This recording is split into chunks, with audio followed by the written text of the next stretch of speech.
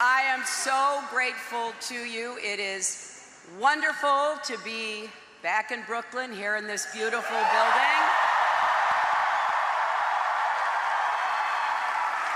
And it may be hard to see tonight, but we are all standing under a glass ceiling right now.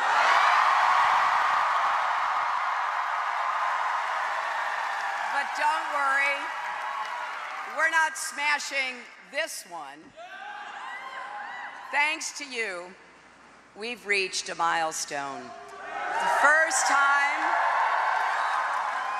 time in our nation's history that a woman will be a major party's nominee.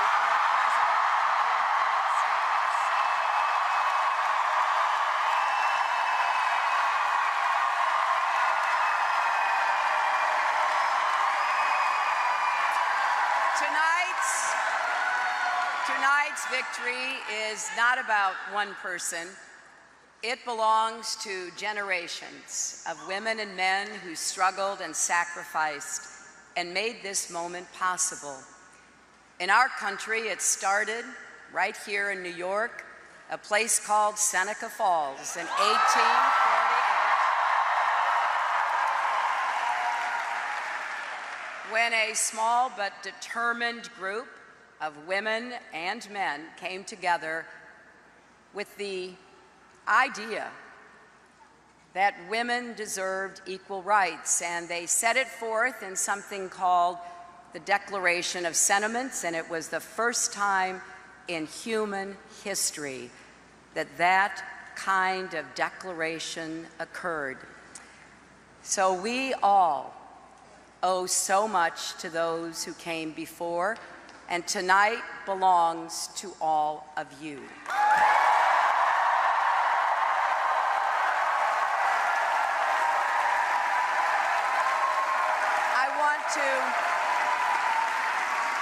I want to thank all the volunteers, community leaders, the activists and organizers who supported our campaign in every state and territory. And thanks especially to our friends in New Jersey for such a resounding victory tonight.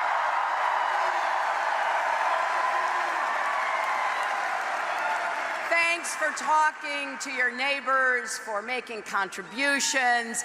Your efforts have produced a strong majority of the popular vote, victories in a majority of the contests, and after tonight, a majority of pledged delegates.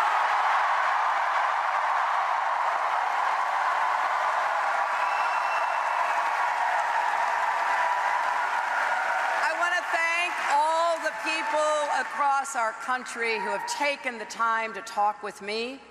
I've learned a lot about you, and I've learned about those persistent problems and the unfinished promise of America that you are living with. So many of you feel like you're out there on your own, that no one has your back. Well, I do. I hear you, I see you. And as your president, I will always have your back.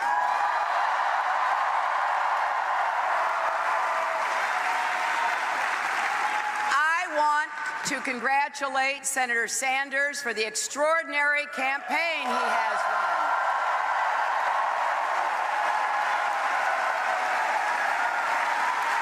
He has spent his long career in public service, fighting for progressive causes and principles, and he's excited millions of voters, especially young people. And let there be no mistake, Senator Sanders, his campaign, and the vigorous debate that we've had about how to raise incomes, reduce inequality, increase upward mobility have been very good for the Democratic Party and for America.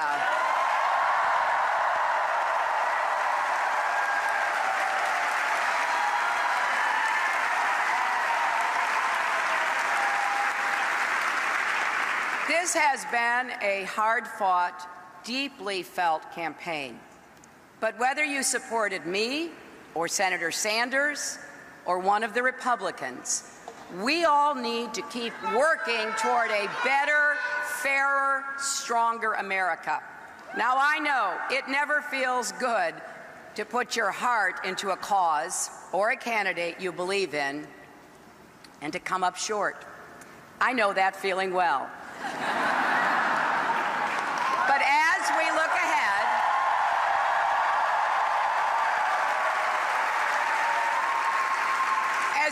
ahead to the battle that awaits, let's remember all that unites us. We all want an economy with more opportunity and less inequality, where Wall Street can never wreck Main Street again. We all want a government that listens to the people, not the power brokers, which means getting unaccountable money out of politics. And we all want a society that is tolerant, inclusive, and fair. We all believe that America succeeds when more people share in our prosperity, when more people have a voice in our political system, when more people can contribute to their communities. We believe that cooperation is better than conflict, unity is better than division, empowerment is better than resentment, and bridges are better than walls.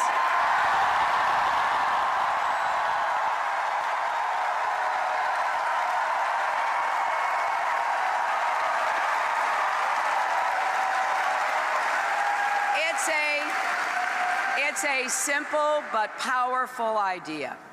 We believe that we are stronger together, and the stakes in this election are high, and the choice is clear.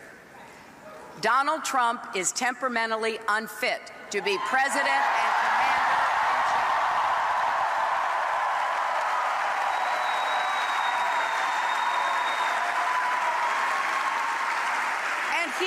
He's not just trying to build a wall between America and Mexico. He's trying to wall off Americans from each other.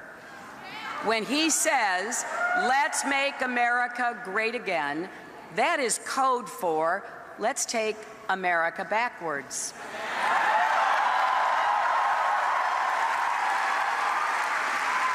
Back to a time when opportunity and dignity were reserved for some, not all, promising his supporters an economy he cannot recreate.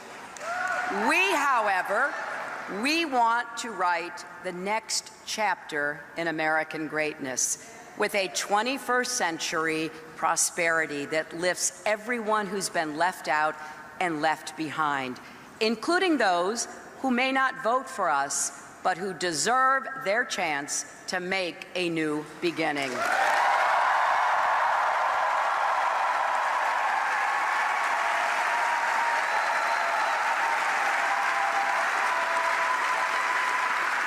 When Donald Trump says a distinguished judge born in Indiana can't do his job because of his Mexican heritage,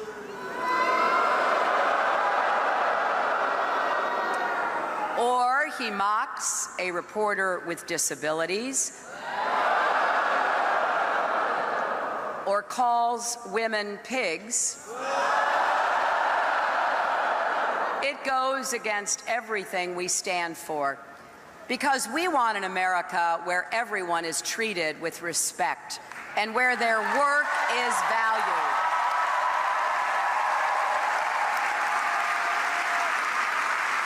It's clear that Donald Trump doesn't believe we are stronger together. He has abused his primary opponents and their families, attacked the press for asking tough questions, denigrated Muslims and immigrants. He wants to win by stoking fear and rubbing salt in wounds, and reminding us daily just how great he is. Well, we believe we should lift each other up, not tear each other down.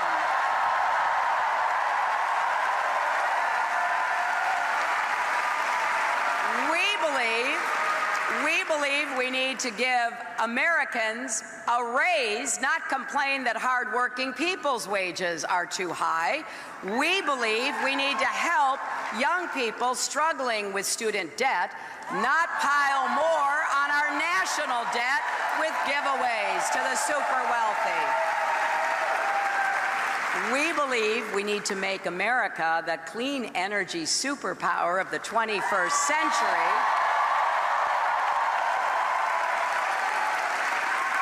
Not insist that climate change is a hoax. To be great, we can't be small. We have to be as big as the values that define America. And we are a big-hearted, fair-minded country. We teach our children that this is one nation under God, indivisible, with liberty and justice for all.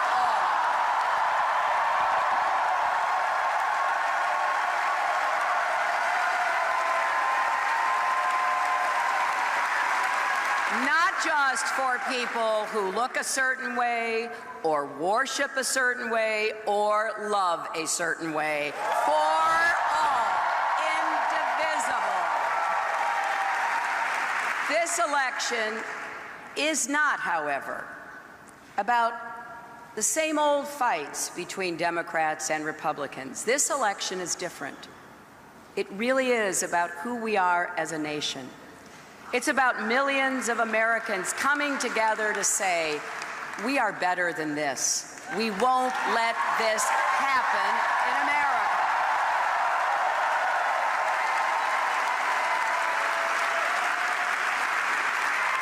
And if you agree, whether you're a Democrat, Republican, or independent, I hope you will join us. In just a few weeks, we will meet in Philadelphia, which gave birth to our nation back in that hot summer of 1776. Those early patriots knew they would all rise or fall together.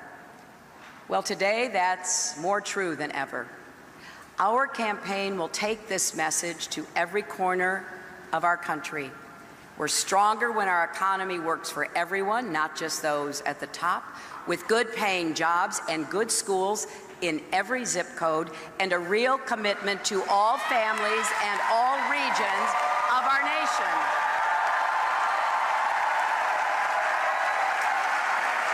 We are stronger when we work with our allies around the world to keep us safe, and we are stronger when we respect each other, listen to each other, and act with a sense of common purpose.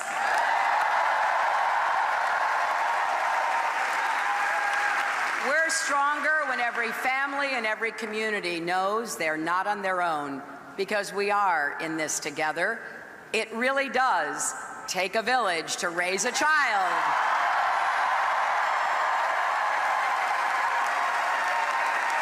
And to build a stronger future for us all. I learned this a long time ago from the biggest influence in my life, my mother. She was my rock from the day I was born till the day she left us. She overcame a childhood marked by abandonment and mistreatment, and somehow managed not to become bitter or broken. My mother believed that life is about serving others, and she taught me never to back down from a bully, which it turns out was pretty good advice.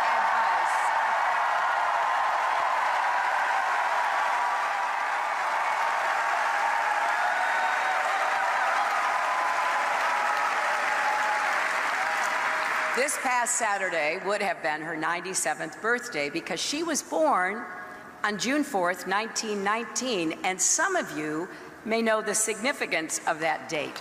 On the very day my mother was born in Chicago, Congress was passing the 19th Amendment to the Constitution.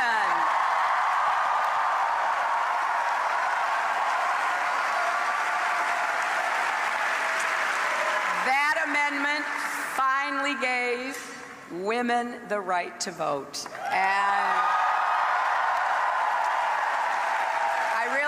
I really wish my mother could be here tonight. I wish she could see what a wonderful mother Chelsea has become and could meet our beautiful granddaughter, Charlotte. And of course, I wish she could see her daughter become the Democratic Party's nominee.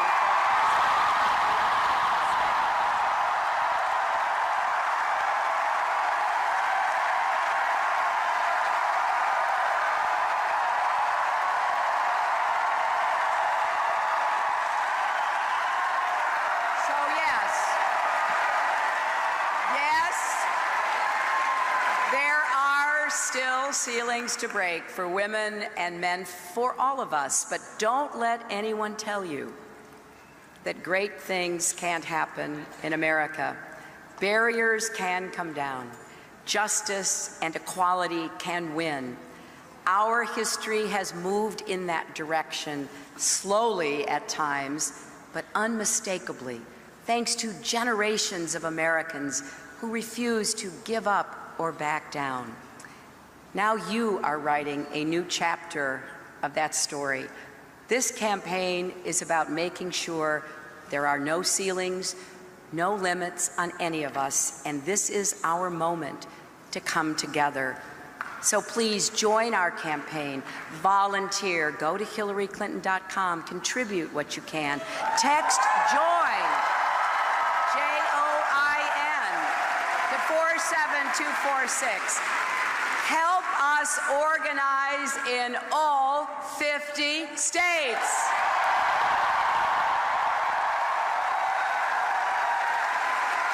Every phone call you make, every door you knock on will move us forward. Now I'm going to take a moment later tonight and the days ahead to fully absorb the history we've made here.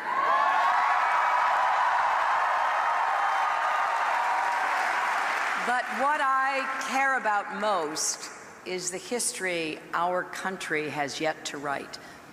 Our children and grandchildren will look back at this time, at the choices we are about to make, the goals we will strive for, the principles we will live by. And we need to make sure that they can be proud of us. The end of the primaries is only the beginning of the work we're called to do. But if we stand together, we will rise together because we are stronger together. Let's go out and make that